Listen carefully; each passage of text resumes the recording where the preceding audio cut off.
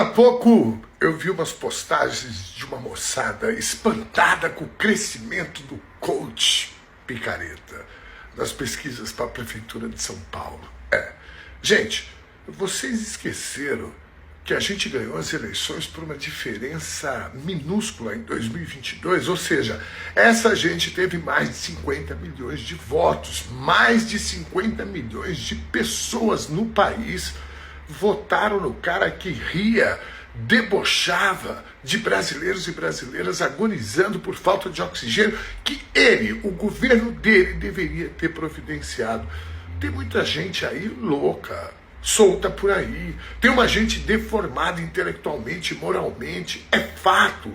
O que me estranha, o que me espanta, não é isso. Porque essa gente está aí. O mapa eleitoral de 2022 mostrou isso. O que me espanta é que a justiça parece que não aprendeu nada. Vocês imaginem, o cara acusa um candidato a prefeito da maior cidade do país, da América Latina, uma das maiores do mundo. O cara faz uma acusação grave que o outro candidato seria usuário de cocaína. Não apresenta provas e ele continua candidato. É um horror. Era para ele ter o seu registro cassado. E olha, eu não estou aqui falando isso porque eu acho que ele pode ganhar. Não, porque o jogo democrático é assim mesmo. Se a maioria dos eleitores decidirem votar em quem quer que seja, a vontade popular tem que prevalecer.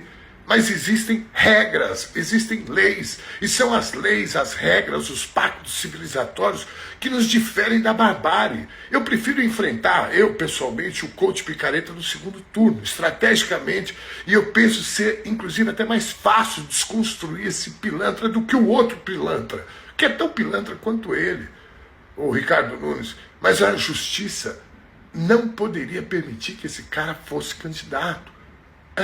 Não é pelo passado dele, é pelo que ele tem feito agora. São acusações graves. É crime você caluniar uma pessoa. Penso que não adianta ficar, nossa gente, quanta gente apoiando um criminoso, um sujeito desse envolvido com crime organizado, com uma folha criminal extensa. Legalmente ele pode concorrer. O que não pode é infringir a lei na disputa. E, de novo, não estou falando isso porque ele chegou a 20% ou perto disso.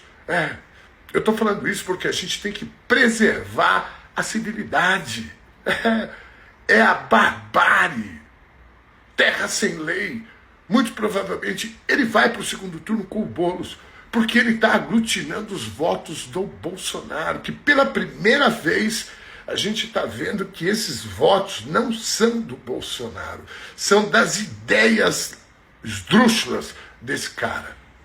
Como disse um amigo meu, das ideias da ultradireita internacional. É aquela gente racista, machista, homofóbica, mentirosa, desleal, e que não reúnem capacidade nenhuma de execução de um plano de governo, simplesmente porque eles não têm um plano de governo. A proposta deles é destruir o que os comunistas fizeram. E o que os comunistas fizeram? Nada! Porque nunca governaram essa cidade, nem o Estado e nem o país. A verdade é que eles entendem que qualquer ação que melhore a condição humana, no caso aqui dos paulistanos, deve ser destruída. Foi o que o Bolsonaro fez durante 4 anos com esse país. E eles aplaudiram. A questão é que eles não são maioria. Eles não têm a maioria dos votos. Não tiveram no país em 2022, não tiveram na capital de São Paulo em 22 também, porque o Haddad ganhou em São Paulo, o Lula ganhou em São Paulo. E não tiveram por quê? Porque o país criou uma correlação de forças que permitiu que a gente ganhasse as eleições. Por pouco, mas ganhamos. Geraldo Alckmin, adversário histórico do PT, veio ser o candidato a vice-presidente. Eu lembro na época, muita gente do campo progressista, que quer ser mais de esquerda do que, reclamando. A nossa tarefa hoje é derrotar a ultradireita na maior cidade do país. É hora da gente repetir o grande arco de aliança, a coalizão de forças formada nas eleições passadas e derrotarmos e assim isolarmos essa gente da política, empurrar essa gente para o esgoto, lugar que eles nunca deveriam ter saído. Por isso eu te peço aqui, vote Boulos em São Paulo. Converse com todo mundo, como disse o Lula ontem no comício lá na Zona Leste de São Paulo, São Miguel Paulista, que estava lindo. Converse com seus familiares, converse com seus amigos, com seus colegas de trabalho. Nós não podemos vacilar e vamos precisar de um legislativo forte. Nós não estamos falando de uma Câmara de Vereadores, de uma cidade qualquer. São Paulo é imensa, são 12 milhões de pessoas que vivem aqui.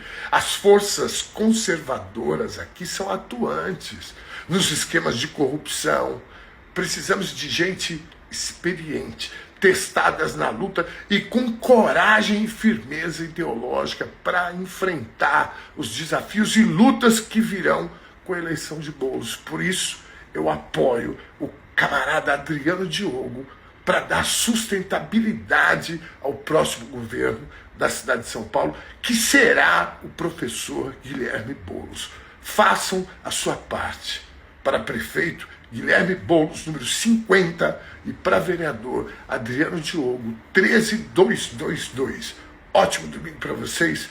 Boa luta!